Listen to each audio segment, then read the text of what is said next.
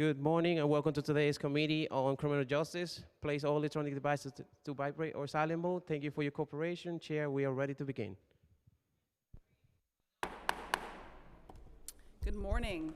I am Council Member Carlina Rivera, Chair of the Council's Committee on Criminal Justice. I'd like to welcome you to today's vote on proposed introduction 887B, introduced by Public Advocate Williams, myself, and Council Member Caban, and supported by many of our colleagues. I want to recognize my colleagues who are here and thank them for being here early this morning for this important vote. Council Members Ressler, Schulman, Carr, Narcisse, and of course myself. And we have been joined by the Public Advocate, who we will hear from momentarily. The legislation we are voting on today will provide additional public reporting on the treatment of transgender, gender nonconforming, non-binary, and intersex people in Department of Corrections custody. In particular, this bill will shed light on whether DOC ensures that people are housed in facilities aligned with their gender identity. According to a report from the TGNC NBI Task Force, in 2022, 63% of people who self-identified as TGNC NBI last year were in gender misaligned housing.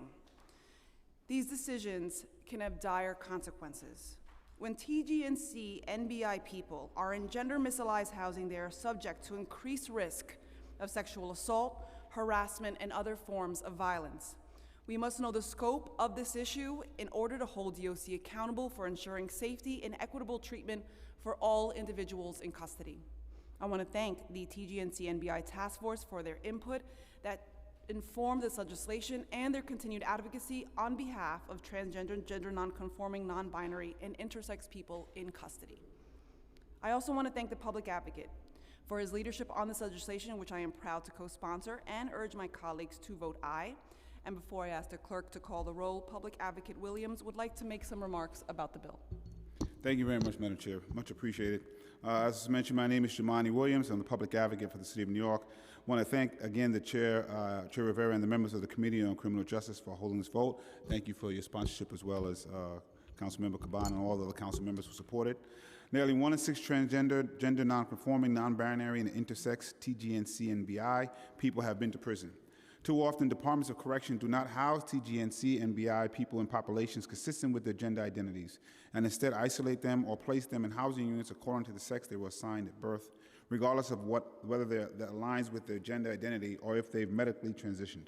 While many assume that TGNC-BI people, transgender women in particular, pose a threat to their cisgender peers, they are far more likely to be victims of physical, sexual, and verbal abuse while incarcerated. Oftentimes, transgender women are removed from the gender-aligned housing unit to the men's jail as a means of punishment, control, or just plain disregard, irrespective of the reason. This is, of course, absolutely unacceptable. The transgender women who have been moved have experienced repeated verbal, physical, and sexual attacks, sometimes by the same person, despite the victim reporting the assault. It is important to note that there is a lack of documentation on how many TGNC and BI people are incarcerated in New York City jails, particularly non-binary and intersex people and people who have overlapping gender identities, for which no data is available at all.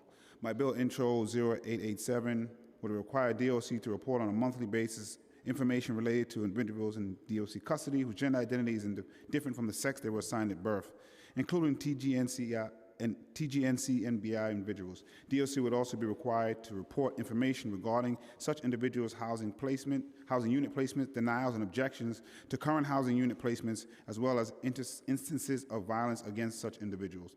While in discussions about potential changes to the bill with the administration, I took the time to deliberate the concerns articulated about the danger and unintentional outing of trans and gender expansive individuals. This legislation now requires quarterly reporting instead of monthly to address some of the administrative concerns, also try to address some of the safety concerns, although we didn't quite agree with them on the safety concerns, but having it quarterly instead of monthly would avoid any real-time information being put out there.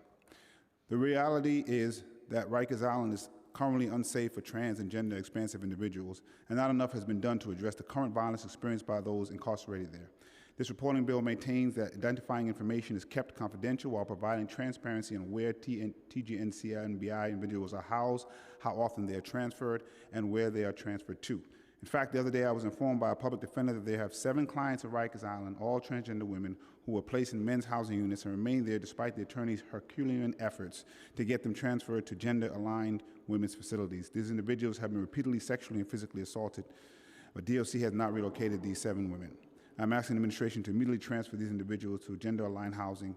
Failure to do so signals all DOC staff that their failure to assign individuals to requested gender-aligned housing and the violence that comes as a consequence is an acceptable practice. I'd like to take this opportunity to thank the members of the task force on issues faced by TGNCI BI people in custody for their feedback and partnership on this bill.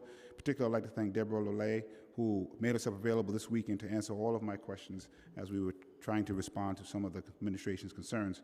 Lastly, I want to state that trans and gender expansive people deserve the same respect and dignity as their cisgender peers, and this is not negated when they're incarcerated. Until DOC makes changes to ensure that city jails are safe for everyone, we will continue to lose valuable members of our communities. Thank you again, Chair, and to all the council members. Thank you, Public Advocate Williams. I also want to recognize that we've been joined remotely by Council Members Hanif and Abreu, and I now call on the clerk to call the roll.